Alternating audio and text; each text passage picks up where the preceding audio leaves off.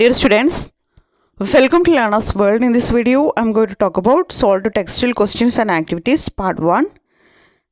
Kerala Syllabus, 9th Standard English, New Textbook, Unit 1, Hours and Years, Debts of Gratitude by Selma Lagerlöf.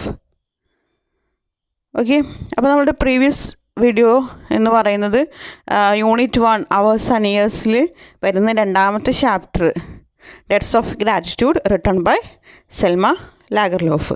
അപ്പോൾ അതിലുള്ള textual questions ആണ് discuss ചെയ്യുന്നത്. How did the speaker's visit to Stockholm differ from her earlier visit? എങ്ങനെയാണ് സ്പീക്കറുടെ സ്റ്റോക്ക്ഹോമിലുള്ള visit, അതായത് earlier വിസിറ്റിൽ നിന്ന് different ആയിട്ടുള്ളത്, വ്യത്യസ്തമായിട്ടുള്ളത് ഈ ഒരു വിസിറ്റ്, അതായത് മുമ്പ് സ്റ്റോക്ക്ഹോമിലേക്ക് പോയിട്ടുണ്ടെന്ന് പറഞ്ഞു, ആ ഒരു വിസിറ്റ് എങ്ങനെയാണ് ഈ ഒരു വിസിറ്റ്, അതായത് ഇപ്പോൾ പോകുന്ന ആ ഒരു വിസിറ്റിൽ നിന്ന് വ്യത്യസ്തമായിരിക്കുന്നത് എങ്ങനെയാണ്? The speaker's visit to Stockholm differ from her earlier visits. She often went to Stockholm for something difficult tasks, such as to pass examinations. This time she was going to receive the Nobel Prize. അപ്പോൾ സ്പീക്കറുടെ സ്റ്റോക്ക്ഹോമിലേക്കുള്ള ആദ്യത്തെ വിസിറ്റിൽ നിന്ന് വളരെ different ആയിട്ടുള്ള ഒരു വിസിറ്റാണ് speaker ഇപ്പോൾ ചെയ്യുന്നത്. ആദ്യമൊക്കെ പോയിരുന്നത് ഡിഫിക്കൽട്ടായിട്ടുള്ള ചലഞ്ചിങ് ടാസ്കുകൾ ചെയ്യാനായിരുന്നു, എക്സാമിനേഷൻ പാസ്സാവാൻ, അങ്ങനെയുള്ള ചലഞ്ചിങ് ടാസ്കുകൾ ഏറ്റെടുക്കാനായിരുന്നു. പക്ഷേ ഈ ഒരു പ്രാവശ്യം സ്റ്റോക്ക്ഹോമിലേക്ക് സ്പീക്കർ പോകുന്നത് നൊബേൽ പ്രൈസ്, ലിറ്ററേച്ചറിന് നൊബേൽ പ്രൈസ് കിട്ടിയിട്ടുണ്ട്, അത് റിസീവ് ചെയ്യാൻ വേണ്ടിയിട്ട് ആയിരുന്നു ഈ ഒരു വിസിറ്റ്.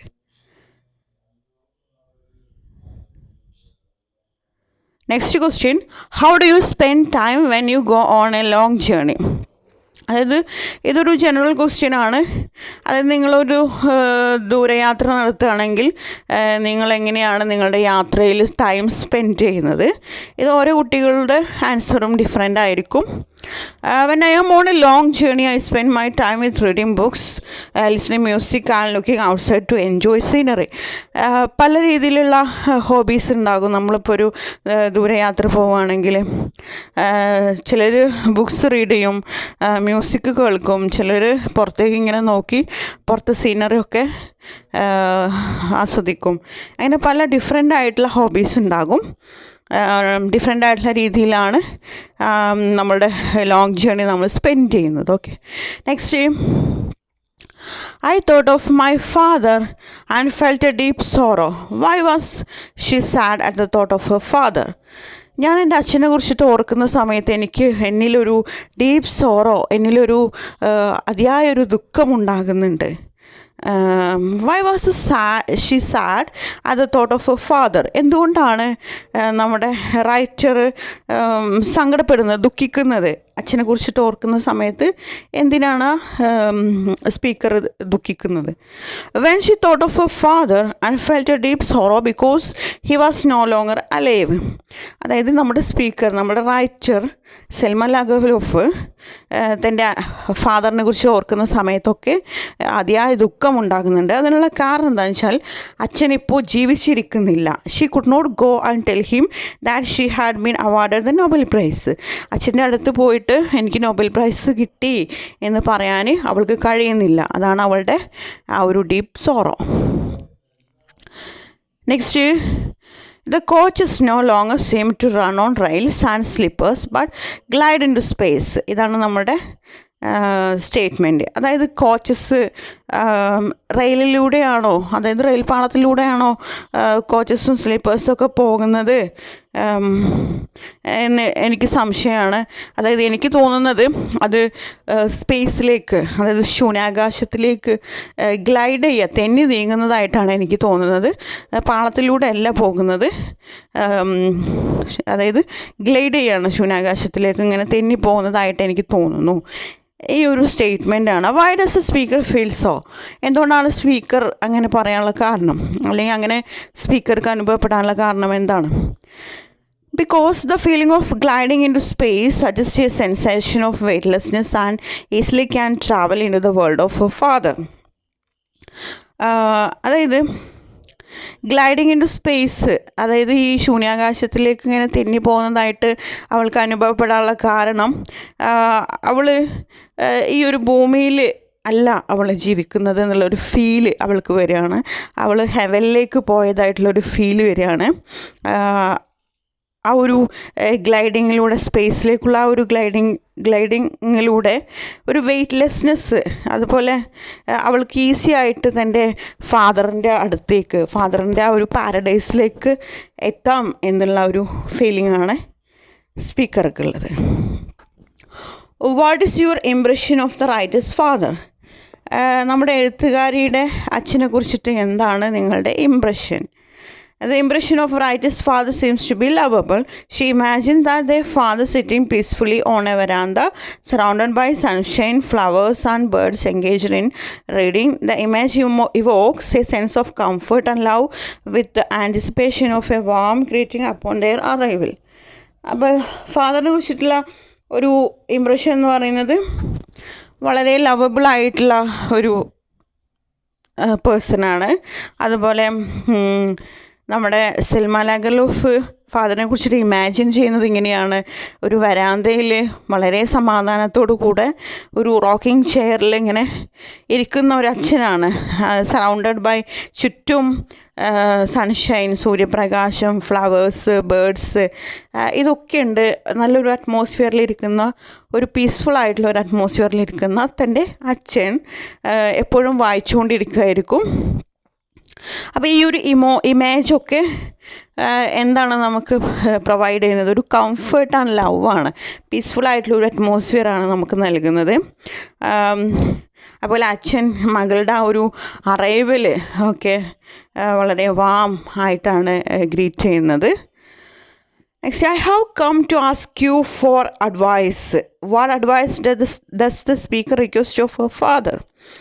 ഞാൻ നിങ്ങളുടെ അടുത്തേക്ക് വന്നിരിക്കുന്നത് ഒരു അഡ്വൈസ്, ഒരു ഉപദേശം തേടാനാണ്. അപ്പോൾ എന്താ ഉപദേശമാണ് സ്പീക്കർ അച്ഛനിൽ നിന്ന് ആവശ്യപ്പെടുന്നത്? The speaker has reached the paradise in search of her father for advice on how she debt a lot of people and how to repay this debt. അപ്പോൾ അച്ഛനോട് അഡ്വൈസ് ചോദിക്കുന്നത് എന്തിനെ കുറിച്ചിട്ടാണ്? എങ്ങനെയാണ് അവൾ ഒരുപാട് ആളുകളോട് കടപ്പെട്ടിരിക്കുന്നത്, അതുപോലെ എങ്ങനെയാണ് ആളുകൾക്ക് അത് റീപേ ചെയ്യുന്നത്, ആ ഒരു കടപ്പാട് തിരിച്ചു നൽകുന്നത് എങ്ങനെയാണ് എന്നുള്ളതാണ് advice. Next, a look of wonder will come into his eyes. അദ്ദേഹത്തിൻ്റെ കണ്ണുകളിൽ ഒരു ലുക്ക് ഓഫ് വണ്ടർ, ഒരു അത്ഭുതം അദ്ദേഹത്തിൻ്റെ കണ്ണുകളിൽ വരും. What do you think is the reason for the change of expression? അപ്പോൾ ഈ ഒരു എക്സ്പ്രഷനിലുള്ള ഈ ഒരു ചേഞ്ചിൻ്റെ കാരണം, റീസൺ എന്തായിരിക്കും എന്നാണ് നിങ്ങൾ ചിന്തിക്കുന്നത്? അച്ഛൻ്റെ കണ്ണുകളിൽ ഒരു വണ്ടർ, ഒരു അത്ഭുതം വന്നു.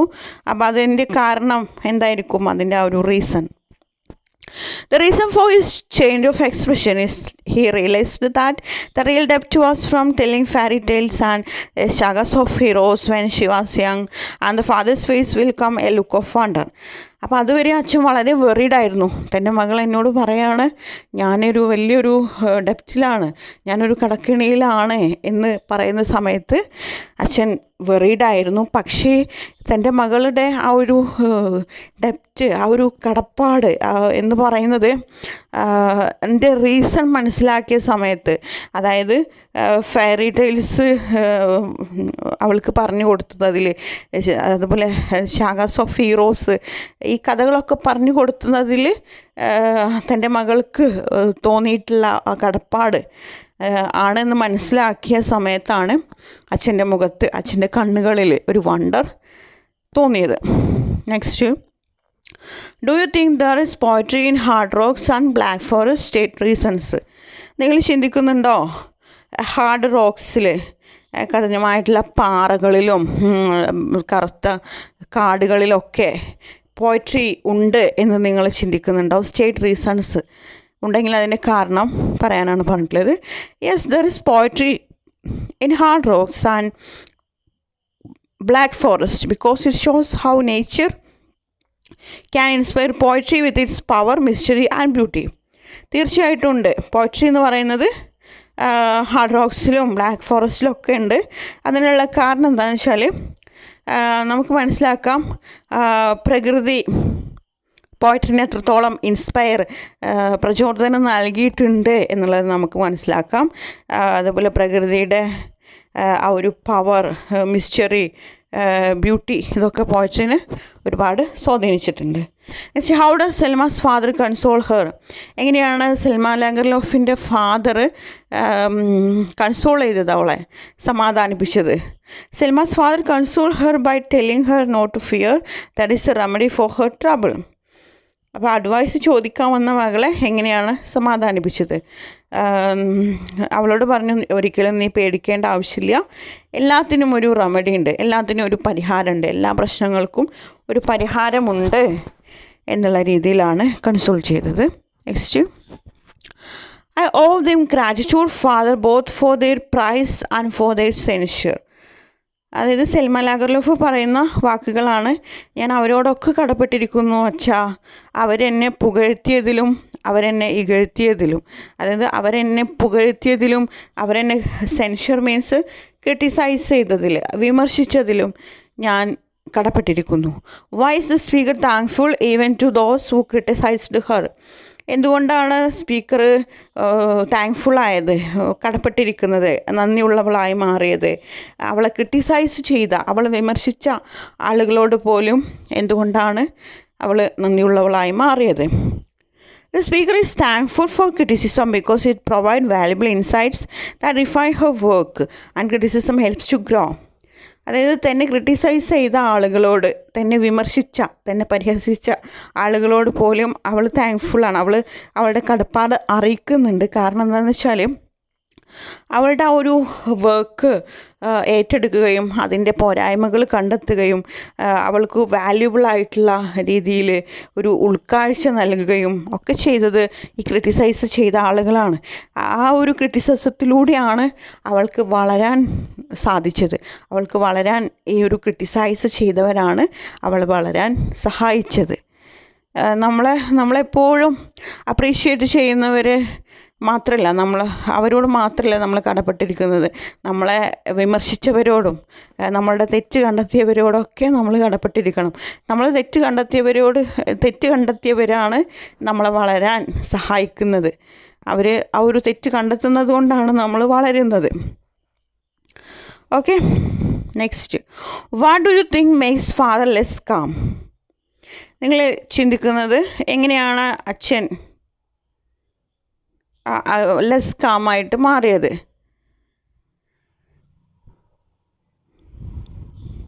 Father becomes less calm because he realizes how many people and things his child feels indebted to and understand the depth of his child's concern.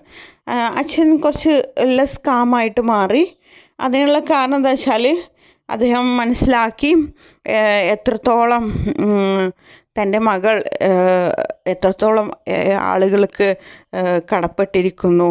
ആ ഒരു കടപ്പാടിൻ്റെ ഡെപ്ത്നെസ്, അതായത് ആഴം മനസ്സിലാക്കിയ സമയത്താണ് ഫാദർലെസ് കാമായത്. How did her friends, readers contribute to Selma Lagerlof journey to the Nobel price?